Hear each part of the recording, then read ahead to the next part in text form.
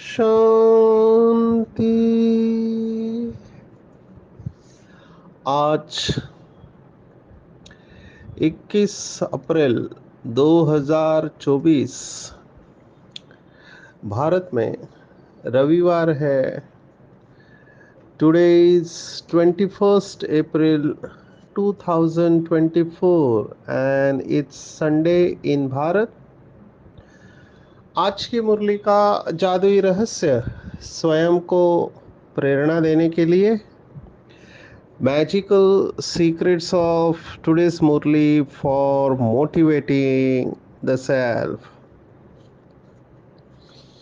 आज रविवार है तो अव्यक्त बाप दादा के महावाक्य है।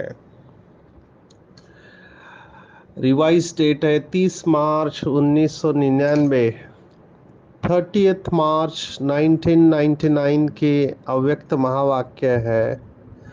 मुरली का टाइटल है तीव्र पुरुषार्थ की लगन को ज्वाला रूप बनाकर बेहद की वैराग्य लहर को फैलाओ। जो भी बाबा के बच्चे चाहते हैं सभी समस्याएं समाप्त हो जाए, अशरीरी बन जाए, कर्मातीत बन जाए, हमारे सभी के साथ संबंध अच्छे हो, दुनिया में जो भी समस्या इस समय है उन सभी का समाधान आज की मुरली में बाबा दे रहे हैं। बेसिक से शुरुआत करते हैं।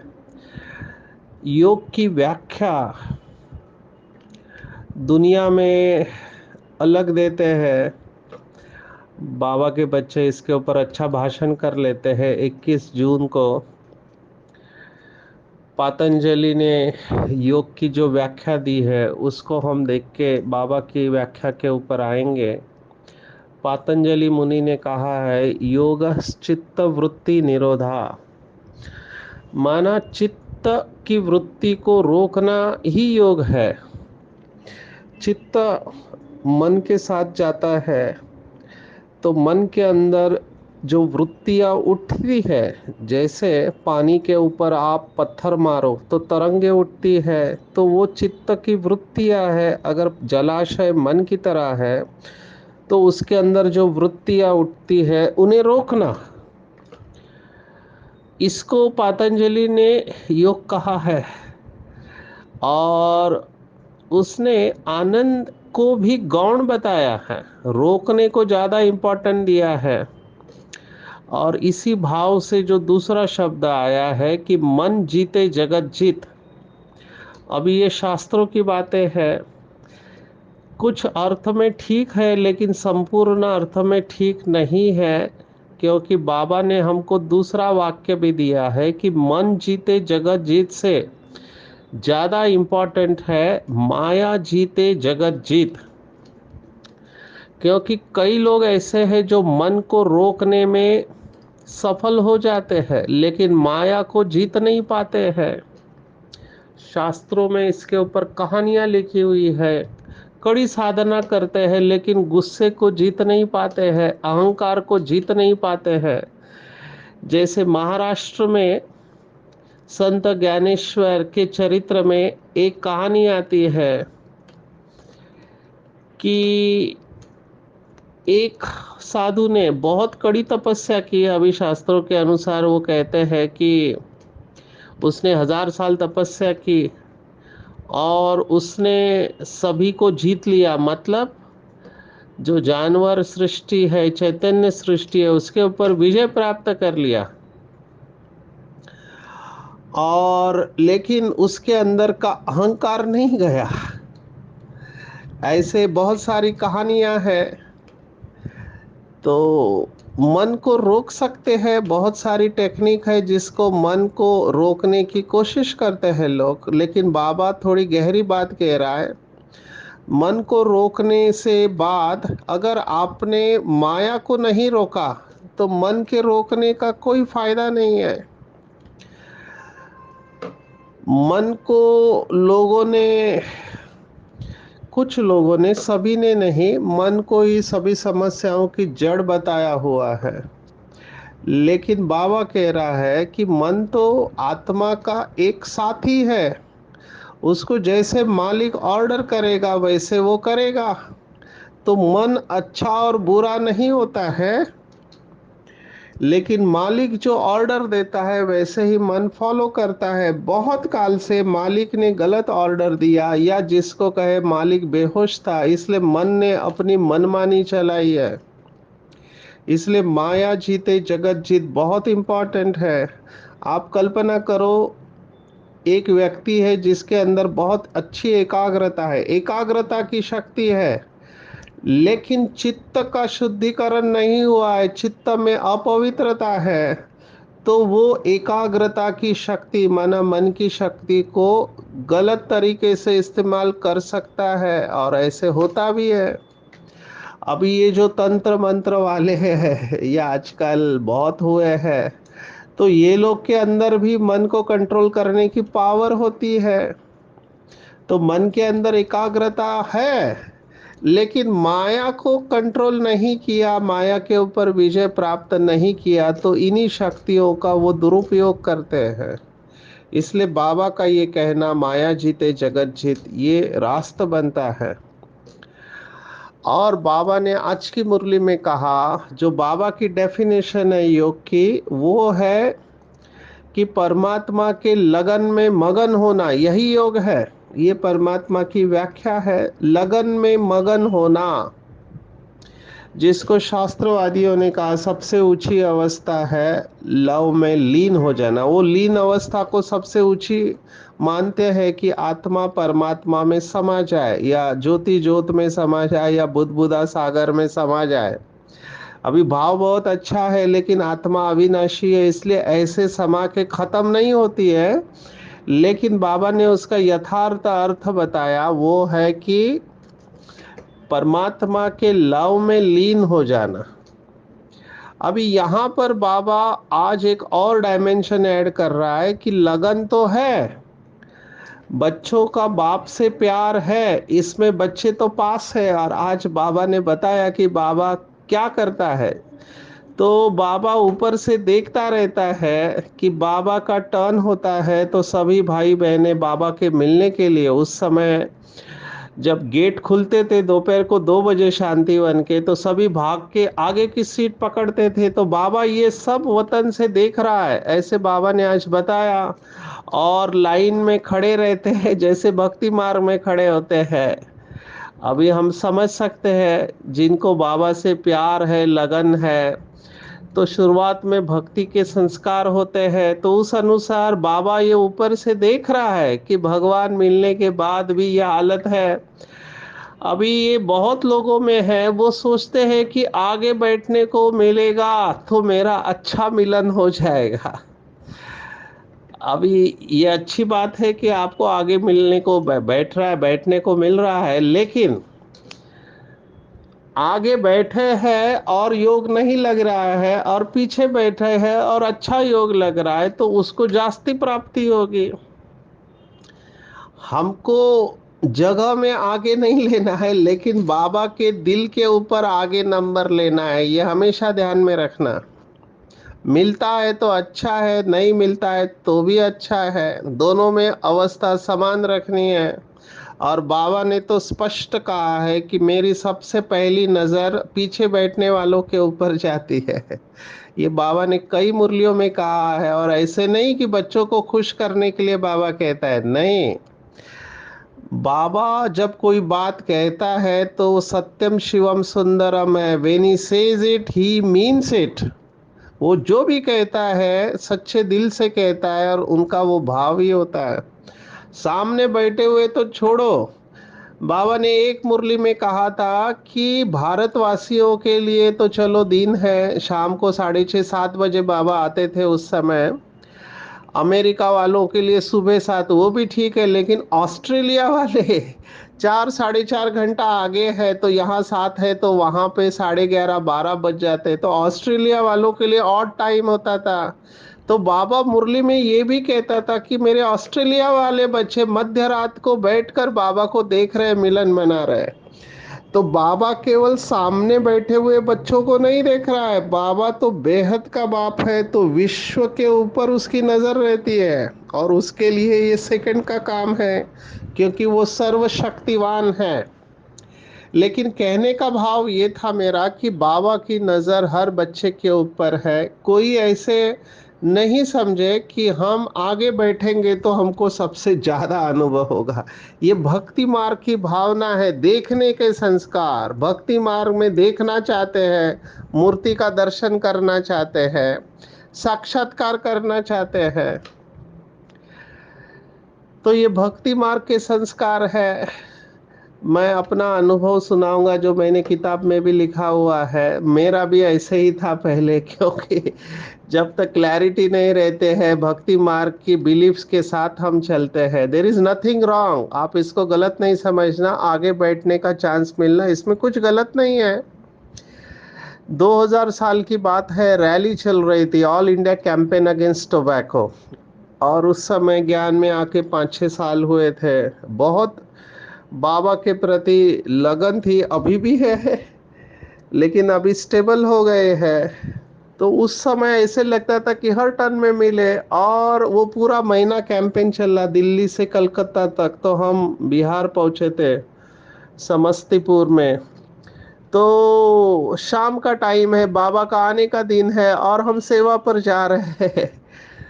तो मेरा संकल्प चला, उधर भगवान आया है, मेरे जन्म जन्मांतर की भक्ति का फल, और मैं यहाँ क्या कर रहा हूँ, भाषण करने जा रहा हूँ बिहार के एक इलाके में। तो ऐसे ही सोच रहा था कि बाबा उधर आएगा, सबको दृष्टि देगा, और हम कार में बैठ के जा रहे हैं सेवा के लिए, भाषण करने के लिए, हमारा मिस हो रहा है। अभी ये सोचते सोचते मुझे अचानक करंट आ गया, इतना शक्तिशाली करंट कि मैं एकदम हल्का हो गया। उस समय मैंने घड़ी की तरफ देखा तो 7:15 बजे थे। तो फिर हम प्रोग्राम में गए, प्रोग्राम देर तक चला। रात को सोते वक्त मैंने कहा चलो मधुबन में फ़ोन करते हैं। तो मधुबन में फ़ोन किया और पूछा कि मुझे केवल एक बात बताओ कि बाबा ने दृष्टि देना कब चालू किया। तब सामने से भाई ने जवाब दिया कि बाबा ने 7:15 दृष्टि देना चालू किया, 7:15, माना 7:15, the same time when I got that bodiless experience. माना हम दुनिया में किसी भी कोने में बैठे हैं, हम बाबा की शक्ति को खींच सकते हैं। तो ये बहुत इम्पोर्टेंट बात मुझे उस समय रियलाइज हुई। एक मुरली में तो ऐसे हुआ, मैंने बहुत बार सुनाया पर मुझसे रहा नहीं जा रहा है, कि बाबा मुरली सुनाते सुनाते रुक गया, और हम सबको आश्चर्य कि क्यों बाबा रुका है। और फिर बाबा ने कहा जगदीश बच्चा याद कर रहा है। आप सोचो क्या प्यार होगा इस आत्मा का परमात्मा से कि बाबा को रुकना पड़ा उसके लिए। इतना जिगरी प्यार होना चाहिए। और यही बात आज की मुरली में बाबा ने कहा, लगन तो सबकी है, भाग भाग के आते हैं दूर दूर से बाबा से मिलने के लिए, और आना भी चाहिए, ऐसे मुझे लगता है। लेकिन लगन में अगन कितनी है, माना तड़पाने वाली याद है कि साधारण याद है।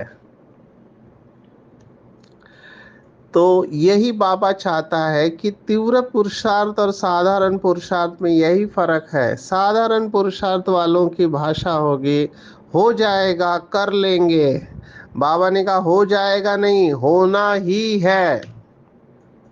तीव्र पुरुषार्थ की बहुत मुरलियों में बाबा ने व्याख्या दी हुई है, पुराने बच्चे सभी जानते हैं, वर्थ रिपीटिंग। जो भी करना है अब, तीव्र पुरुषार्थी कब के ऊपर पोस्टपोन नहीं करेंगे, जो भी करना है अब इस क्षण, क्योंकि बाद में माया प्रवेश करने वाली है। और तीव्र पुरुषार्थी माना श्रेष्ठ संकल्पों में दृढ़ता। मैं इस थॉट को बहुत पकड़ के चलता हूँ, श्रेष्ठ संकल्पों में दृढ़ रहना चाहिए, कनिष्ठ और मध्यम संकल्पों में दृढ़ नहीं रहना चाहिए। जब माया का वार होता है तब कुछ बच्चे कनिष्ठ संकल्पों में दृढ़ रहते हैं, गुस्से में जब होते हैं कनिष्ठ संकल्पों में दृढ़ रहते हैं, बदला लेने का भाव होता है। तो हमको कनिष्ठ और मध्यम संकल्पों को तुरंत फुल स्टॉप लगा लेना चाहिए और श्रेष्ठ संकल्पों में दृढ़ रहना चाहिए। यही तीव्र पुरुषार्थ है।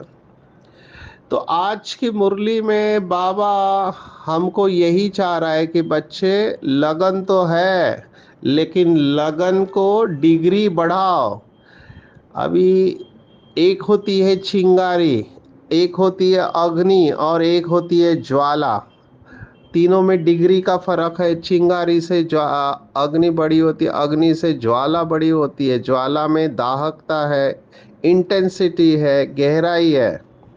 तो बाबा यही चाह रहा है कि बाबा से प्यार तो है लेकिन उसको ज्वाला रूप बनाना है। योग अग्नि शब्द बाबा ने बहुत बार कहा है, लेकिन बाबा ने कहा उस अग्नि को ज्वाला रूप बनाओ। मतलब क्या? तो उसमें एक तो अपने सभी पुराने रावण के संस्कार भस्म होने चाहिए।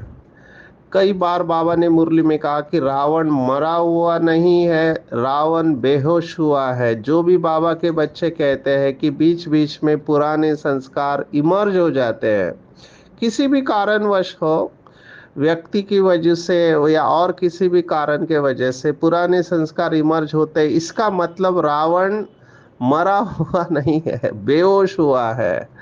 तो ज्वाला रूप से इसको भस्म करो, उसके बिगड़ संस्कार पूरी तरह से परिवर्तन नहीं होंगे। दूसरा आज बाबा ने कहा जो बहुत इम्पोर्टेंट है कि पुराने दुनिया की जो भी अग्नि लगी है, दो अग्नियों का नाम बाबा ने लिया हुआ है आज के मुरली में। कौन सी अग्नि है? तो बाबा ने कहा भ्रष्टाचार की अग्नि और अत्याचार की अग्नि। अब ये दोनों शब्द बहुत गहरे हैं, मैं इसमें नहीं जाऊंगा क्योंकि समय जाएगा। भ्रष्टाचार माना लोग करप्शन को भ्रष्टाचार समझते हैं, लेकिन बाबा जो कहता है भ्रष्टाचार माना काम विकार, ये बाबा की डेफिनेशन है भ्रष्टाचार की। तो काम विकार और पैसा, इन दोनों का कनेक्शन है, तो इसके ऊपर चिंतन करेंगे। लेकिन भ्रष्टाचार की अग्नि और अत्याचार, अत्याचार दूसरों के ऊपर, अभी ये दोनों अग्नियों को बाबा ने कहा योग की ज्वाला रूप अग्नि के द्वारा भस्म करो, पहले इसको खत्म करो। और दूसरा फिर बाबा ने साइमल्टेनियसली कहा शीतलता की अग्नि दो, शीतल करना है आपको। ये भी अग्नि है, ये दोनों अग्नि है, दोनों जलाती है, लेकिन वो विकार में जलाती है और यहाँ पे विकर्म विनाश हो रहे हैं। लेकिन साथ में शीतलता की छींटे भी डालनी है। भक्ति मार्ग में शीतलता, शीतला देवी का गायन है। मुंबई में माहिम करके जो आइलैंड थे पहले, तो माहिम रेलवे स्टेशन है, वहाँ पे शीतला देवी का मंदिर है। और भी जगह पे होना चाहिए। तो शीतला देवी बनना है तो पापों की अग्नि से लोगों को मुक्त करना है। तो हम भी लोगों को मुक्ति और जीवन मुक्ति देने के निमित्त बने। तो ये आज की फंडामेंटल पॉइंट है। इसके ऊपर चिंतन करेंगे कि कैसे मेरे अंदर की चिंगारी से अग्नि और अग्नि से ज्वाला रूप में लेके जाओ अपनी अवस्था को, और उससे ही वैराग्य की लहर फैलेगी। तो चेक करना है कि मेरी अग्नि की इंटेंसिटी कितनी है। क्या मैं तड़पता हूँ बाबा की याद के लिए? क्या मेरी याद तड़पाने वाली याद है या साधारण याद है? चेक करना चाहिए क्या मैं शरीर छोड़ने के लिए तैयार हूँ, या अब भी मुझे पुरानी दुनिया, पुराने देहदारी वस्तु खींच रहे हैं। क्या मेरी बुद्धि ये डिसीजन दे रही है कि पुरानी दुनिया अच्छा है और इसका आनंद लेना चाहिए है? तो बाबा ने आज और एक गहरी बात बताई है, इसी के साथ जुड़ी हुई है, इसलिए मैं ले रहा हूँ। बाबा ने कहा जैसे वानप्रस्थी होते हैं वो समय और साधन बच्चों को देते हैं, ऐसे हम भी अब वाणी से परे जाने की अवस्था में है, क्योंकि हमारे पास ज्ञान है कि हमको अभी वाणी से साइलेंस में जाना है, मूवी से साइलेंस में जाना है। तो जैसे वो वानप्रस्थी अपने समय और साधन दूसरों को देते हैं, ऐसे हमें भी अपने संकल्प समय औरों के प्रति लगाना है। मैं ना अपने प्रति लगाने का समय समाप्त। बाबा ने ये बहुत मुरलियों में कहा हुआ है कि आगे चलकर ऐसे समय आएगा कि आपको अपने लिए टाइम नहीं मिलेगा, दूसरों के लिए देना पड़ेगा। ये बाबा ने बहुत पहले बताया था कि आगे चलकर आप इतने बिजी हो जाओगे कि आपके पास लाइन लग जाएगी। अभी मैं इसका अनुभव करता हूँ, इतने सारे मैसेजेस है, इतने सारे कॉल्स है, पर मैं सबको अटेंड नहीं कर पाता हूँ। तो ये डे बाय डे बढ़ने वाला है, चिंता बढ़ने वाली है, उदासी निराशा बढ़ने वाले, आत्महत्या के विचार आने वाले हैं, बहुत डिस्टरबेंस बढ़ेगा। और ये जो अशांत आत्माएं हैं बाबा के बच्चों के पास आएगी अलग अलग रूप में।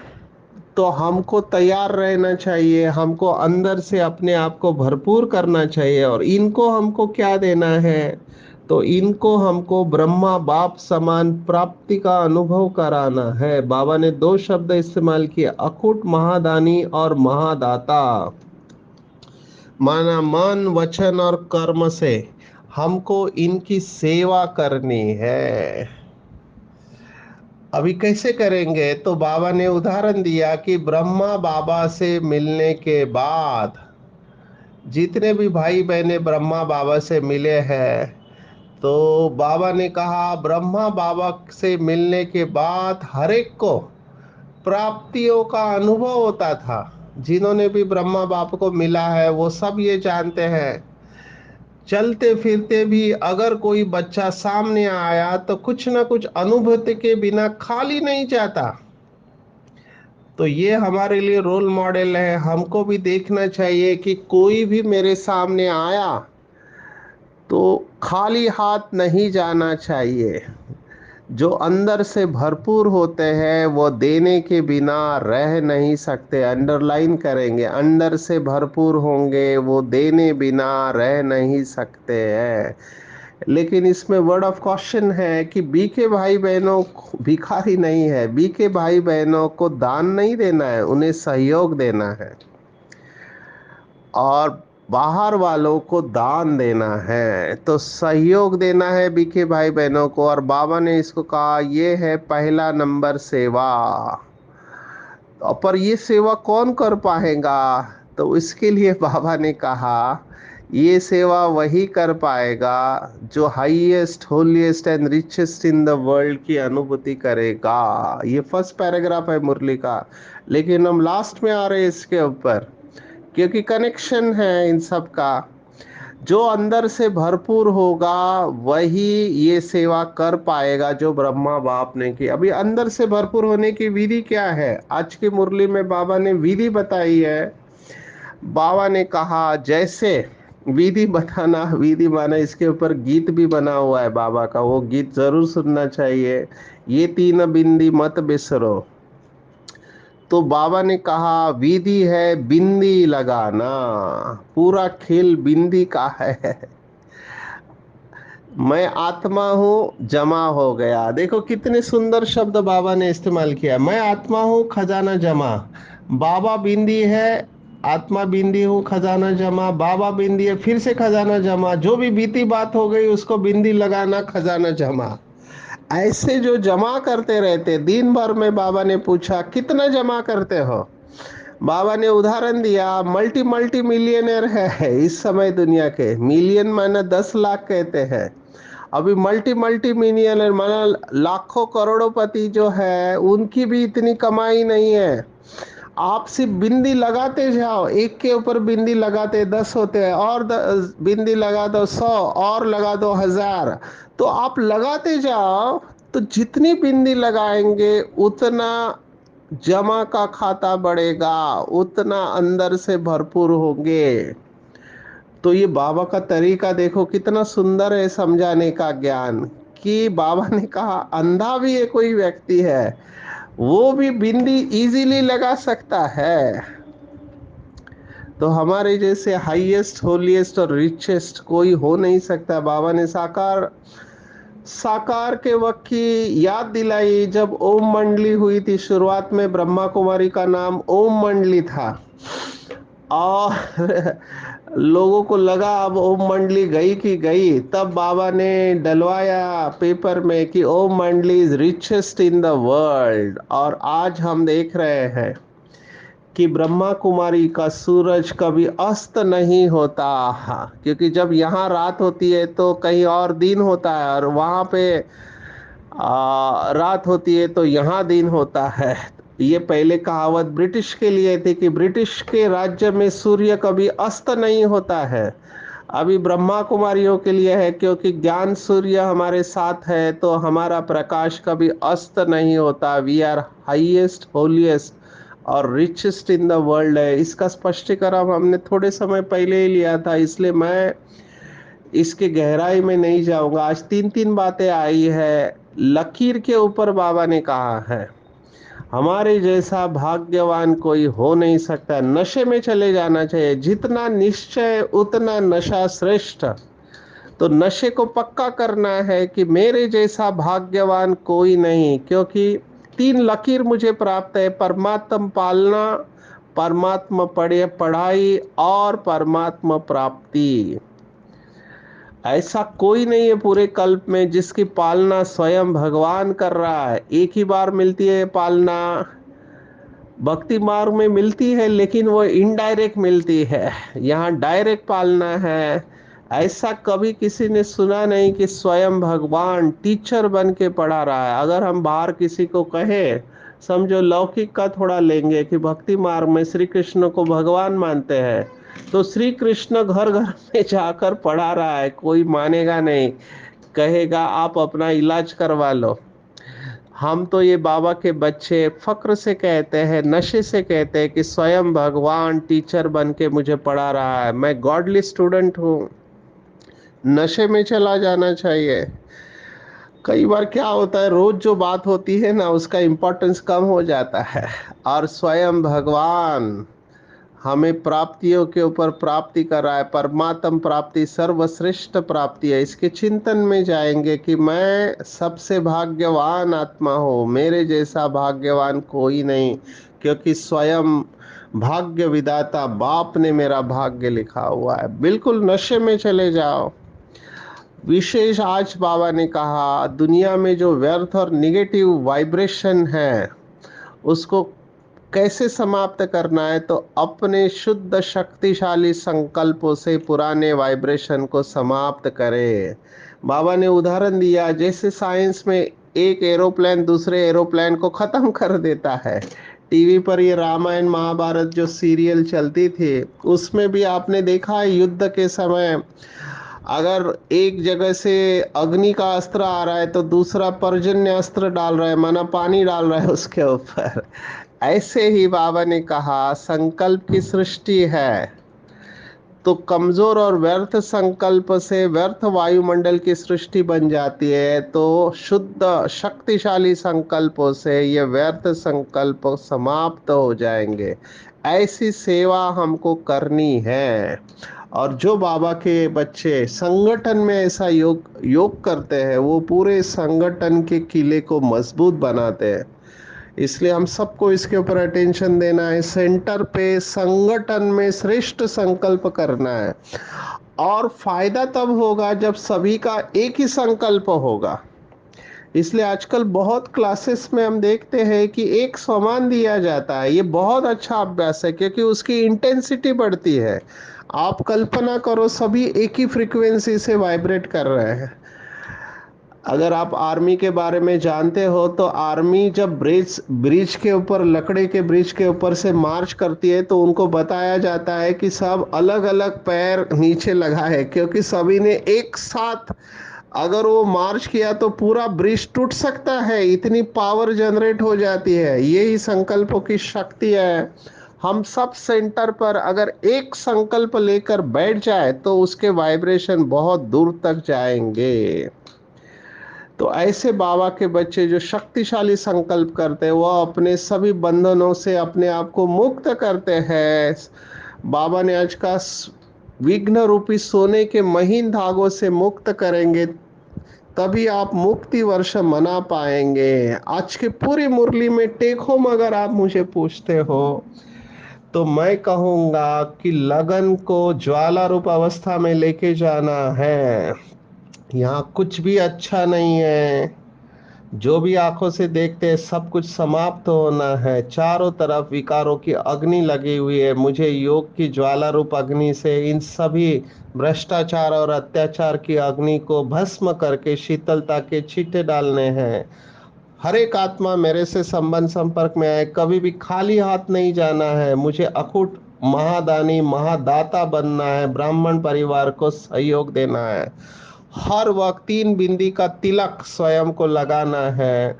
जितना ये 3 बिंदियों का तिलक लगाएंगे, उतना जमा का खाता बढ़ता जाएगा। नशे में जाना है कि स्वयं भगवान पालना पढ़ाई और प्राप्ति से मुझे भरपूर कर रहा है, और शुद्ध संकल्पों के वाइब्रेशन से अपने बंधन को समाप्त करना है, व्यर्थ को समाप्त कर देना है।